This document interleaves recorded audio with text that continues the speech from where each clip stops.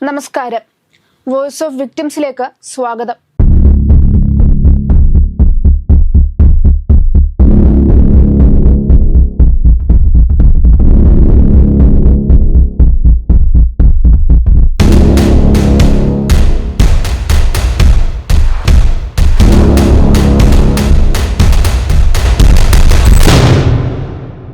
ആകെയുള്ള 14 സെന്റ് ഭൂമിയും വീടും കൈക്കലാക്കാനായി ചില്ലറ പദ്ധതികളൊന്നും ആയിരുന്നില്ല അവൾ ഉണ്ടാക്കിയിരുന്നത്.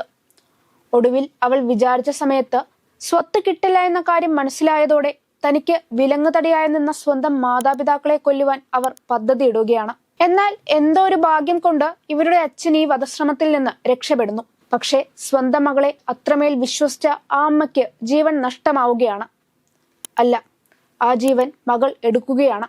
എന്നാൽ പിതാവിന് സ്വന്തം മകളുടെ ചില പ്രവർത്തനങ്ങളിൽ സംശയങ്ങൾ വരുന്നു. മാത്രമല്ല, ആ അമ്മയെ ചികിത്സിച്ച ഡോക്ടറും ചില സംശയങ്ങൾ ഉന്നയിക്കുന്നു. ഇതെല്ലാം കേട്ടപ്പോൾ പോലീസും തങ്ങളുടെ അന്വേഷണം ശക്തമാക്കി. ഇതോടെ ഈ കേസിലെ ഏകപ്രതിയായ ഇന്ദുലേഖ പടുത്തുയർത്തിയ കള്ളങ്ങളുടെ ഒരു ചീട്ടുകൊട്ടാരം അവിടെ പൊളിഞ്ഞു വീഴുകയായിരുന്നു. അറിയാം, കുന്നുംകുളം കീഴൂരിലെ സ്വന്തം അമ്മയെ കൊന്ന ഇന്ദുലേഖയെയും അവരുടെ ക്രിമിനൽ മൈൻഡിനെയും. വർഷം 2022 ഓഗസ്റ്റ് 17. പതിവ് പോലുള്ള ദിനചര്യകളിലേക്ക് കടക്കുകയായിരുന്നു തൃശൂർ കീഴാറ്റൂരിലെ ചന്ദ്രൻ എന്ന 60-കാരന്റെ കുടുംബം. ഈ വീട്ടിലേക്ക് നോക്കുകയാണെങ്കിൽ അവിടെ ചന്ദ്രനും ഭാര്യ രുക്മിണിയും കൂടാതെ ഇവരുടെ മകൾ ഇന്ദുലേഖയും ഇന്ദുലേഖയുടെ 2 ആൺമക്കളും അവർക്കൊപ്പം താമസിക്കുന്നുണ്ട്. വിവാഹിതയായ ഇന്ദുലേഖയുടെ ഭർത്താവ് വിദേശത്തായതിനാൽ ഇവർ സ്വന്തം വീട്ടിലാണ് കഴിഞ്ഞിരുന്നത്. ഇന്ദുലേഖയെ കൂടാതെ മറ്റൊരു മകളും ചന്ദ്രനും രുക്മിണിക്കും ഉണ്ടായിരുന്നു. അങ്ങനെ ദിനചര്യകളിലേക്ക് കടന്ന അവർക്ക് മകൾ ഇന്ദുലേഖ ചായ ഉണ്ടാക്കി തന്റെ അച്ഛന് കൊടുക്കുകയാണ്. എന്നാൽ ചായയിൽ എന്തൊക്കെയോ ടേസ്റ്റ് വ്യത്യാസം അനുഭവപ്പെടുന്ന ചന്ദ്രൻ ആ ചായ കുടിക്കുന്നില്ല എന്ന് മാത്രമല്ല, കുടിച്ച ചായ തുപ്പിക്കളയുകയും ചെയ്തിരുന്നു. അവിടെയൊന്ന് പ്രത്യേകിച്ച് സംശയങ്ങൾക്കൊന്നും ഇടവരുന്നില്ല. പിന്നെ എല്ലാം തന്നെ പതിവ് പോലെ പോകുന്നു. അങ്ങനെ ആ മാസം 19-ാം തീയതി ഇന്ദുലേഖയുടെ ഭർത്താവ് വിദേശത്ത് നിന്ന് വരികയായിരുന്നു. അതുകൊണ്ട് തന്നെ വിമാനത്താവളത്തിൽ നിന്ന് ഇയാളെ വീട്ടിലേക്ക് കൂട്ടിക്കൊണ്ടുവരാൻ ഇന്ദുലേഖയും അമ്മ രുക്മിണിയും മറ്റു ബന്ധുക്കളുമൊക്കെ നെടുമ്പാശ്ശേരിയിലേക്ക് പോവുകയാണ്.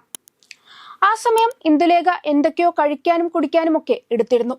തുടർന്ന് ഭർത്താവിനെ വിമാനത്താവളത്തിൽ നിന്ന് കൂട്ടി അവർ കീഴാറ്റൂരിലെ വീട്ടിലേക്ക് മടങ്ങി വരുമ്പോൾ ഇന്ദുലേഖ പാക്ക് ചെയ്ത ഭക്ഷണത്തിൽ നിന്ന് എന്തോ കുടിക്കാൻ ഇവരുടെ അമ്മക്ക് കൊടുക്കുകയാണ്. എന്നാൽ ഈ ഒരു പാനീയം കുടിച്ചതിന് പിന്നാലെ ഈ അമ്മയ്ക്ക് എന്തൊക്കെയോ ശാരീരിക ബുദ്ധിമുട്ടുകൾ അനുഭവപ്പെടുകയാണ്. കൂടാതെ ഇതിന് പിന്നാലെ ഇവർ ഒരുപാട് ഛർദ്ദിക്കുകയും ചെയ്തിരുന്നു. ഈ ഒരു ബുദ്ധിമുട്ടുകൾ ഇവരെ ആകെ ശാരീരികമായി തളർത്തുകയാണ്. അങ്ങനെ അന്ന് തന്നെ ഇവരെ ഇന്ദുലേഖ തന്നെ കുന്നംകുളത്തെ താലൂക്ക് ആശുപത്രിയിലേക്ക് കൂട്ടിക്കൊണ്ടു പോവുകയും ചെയ്തു. എന്നാൽ അവരുടെ അസ്വസ്ഥതകൾ മൂർച്ഛിച്ചതുകൊണ്ടാകാം ഇവരെ ഈ ആശുപത്രിയിൽ നിന്ന് തൃശൂരിലെ മറ്റൊരു സ്വകാര്യ ആശുപത്രിയിലേക്ക് മാറ്റിയിരുന്നു. എന്നാൽ ഈ ആശുപത്രിയിലേക്ക് ചെന്നപ്പോൾ ഡോക്ടർമാർക്ക് ഒരു സംശയം തോന്നുകയാണ്. അതായത്, ഈ അമ്മയ്ക്ക് മഞ്ഞപ്പിത്തമാണോ എന്നൊക്കെ. അതുകൊണ്ട് തന്നെ അവരുടെ ജീവൻ നിലനിർത്താനായി എല്ലാ തരത്തിലുള്ള സജ്ജീകരണങ്ങളും ആ ഡോക്ടർമാർ ചെയ്യുകയാണ്. എന്നാൽ ആ അമ്മയെ ചികിത്സിച്ച ഒരു ഡോക്ടർക്ക് വീണ്ടും ഒരു സംശയം തോന്നുകയാണ്. ഇത് മഞ്ഞപ്പിത്തത്തിന്റെ ലക്ഷണം തന്നെയാണോ എന്നൊക്കെ. മറിച്ച് വിഷമുള്ളിൽ ചെന്നാണോ ഇങ്ങനെ സംഭവിച്ചതെന്ന് ഈ ഒരു ഡോക്ടർ ചിന്തിക്കുകയാണ്. എന്നാൽ അഡ്മിറ്റ് ചെയ്ത 3 ദിവസങ്ങൾ കഴിഞ്ഞ് ഇവരുടെ നില ഗുരുതരമാവുകയും അവർ മരിക്കുകയും ചെയ്തു.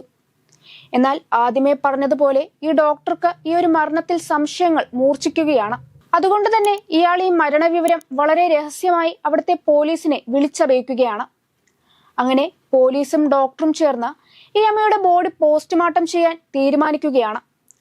പിന്നീട് പോസ്റ്റ്മോർട്ടം ചെയ്യാനുള്ള സാമ്പിൾസ് ഒക്കെ കളക്ട് ചെയ്ത് ബോഡി വീട്ടുകാർക്ക് തന്നെ വിട്ടുകൊടുക്കുകയാണ്. ബോഡി ബന്ധുക്കൾക്ക് വിട്ടു നൽകിയ ദിവസം തന്നെ അവരുടെ ശവസംസ്കാരമൊക്കെ കഴിയുകയാണ്. എന്നാൽ അധികം വൈകാതെ തന്നെ മരിച്ച രുക്മിണിയുടെ പോസ്റ്റ്മോർട്ടം റിപ്പോർട്ട് പുറത്തു വരികയാണ്. ഈ ഡോക്ടർ സംശയിച്ചതുപോലെ തന്നെ വിഷാംശം ഉള്ളിൽ ചെന്നാണ് ഈ ഒരമ്മ മരണപ്പെട്ടിരിക്കുന്നത്. എലിവിഷത്തിന്റെ സാന്നിധ്യമായിരുന്നു പോസ്റ്റ്മോർട്ടം റിപ്പോർട്ടിൽ കണ്ടിരുന്നത്. ആ ഒരു നിമിഷത്തിൽ തന്നെ ആസൂത്രിതമായ കൊലപാതകത്തിന്റെ ചുരുൾ അവിടെ അഴിയുകയായിരുന്നു. തുടരന്വേഷണത്തിനായി മൃതദേഹമൊക്കെ സംസ്കരിച്ചതിന്റെ 2-ാം നാൾ തന്നെ അവിടേക്ക് പോലീസ് എത്തുകയാണ്. അതായത്, തിങ്കളാഴ്ച മരിച്ച് സംസ്കാരം നടത്തിയ രുക്മിണിയുടെ മരണത്തിൽ സംശയങ്ങളോടെ പോലീസ് ബുധനാഴ്ച അവിടെ എത്തുകയാണ്. അവർ ഉടൻ തന്നെ അവിടെ ഉണ്ടായിരുന്ന ബന്ധുക്കളെയൊക്കെ ചോദ്യം ചെയ്തിരുന്നു. എന്നാൽ ബന്ധുക്കളിൽ നിന്നൊക്കെ കാര്യമായി അവർക്ക് ഒന്നും കിട്ടുന്നില്ല.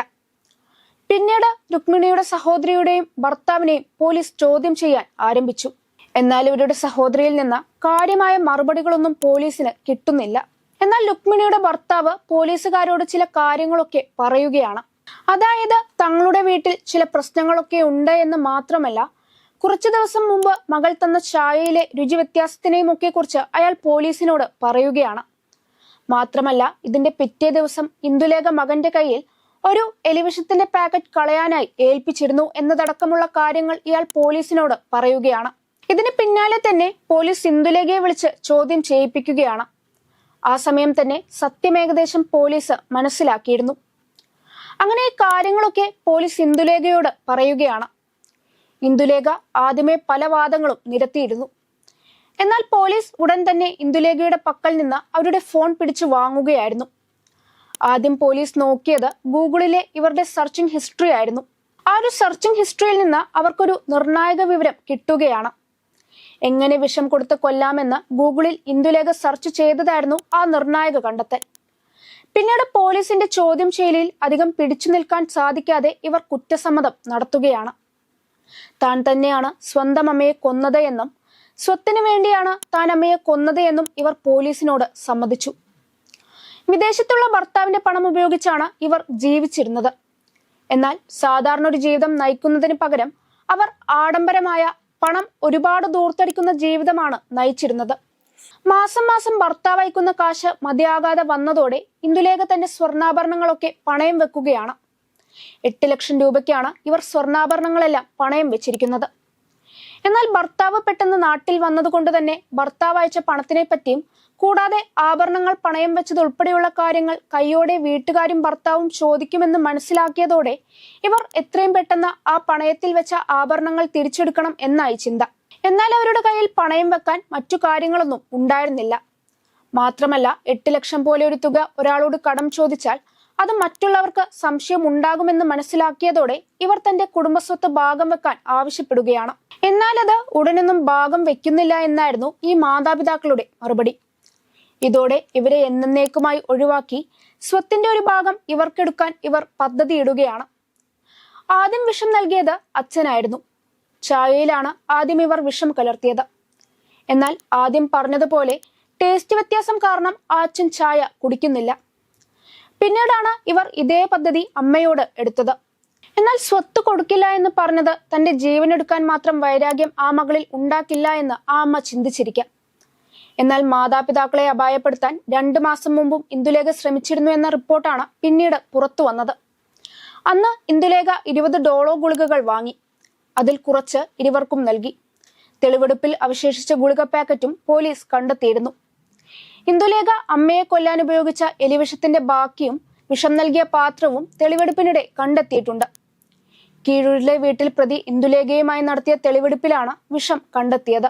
എന്നാൽ ഒരു സാധാരണ വീട്ടമ്മയ്ക്ക് 8 ലക്ഷം രൂപയുടെ കടം എങ്ങനെ ഉണ്ടായെന്നും ഇതിന് പിന്നിൽ മറ്റാരെങ്കിലും ഉണ്ടോ എന്നതും പോലീസ് ആ സമയത്ത് അന്വേഷിക്കുന്നുണ്ടായിരുന്നു. എന്നാൽ അതിനെക്കുറിച്ച് അധികം വിവരമൊന്നും നമുക്ക് ലഭിച്ചിട്ടില്ല. മഞ്ഞപ്പിത്തം അല്ലെങ്കിൽ എലിപ്പനി എന്ന് പറഞ്ഞ് നിസ്സാരമായി തള്ളിക്കളയാവുന്ന ഒരു മരണം. എന്നാൽ ദി ഹാൻഡ് ഓഫ് ഗോഡ് എന്ന് ഈ കേസിൽ പറയാവുന്നത് ഈ അമ്മയെ ചികിത്സിച്ച ഡോക്ടറുടെ ഇടപെടലും ഒപ്പം തന്നെ പോലീസിന്റെ കൃത്യസമയത്തുമുള്ള അന്വേഷണം മാത്രമാണ്.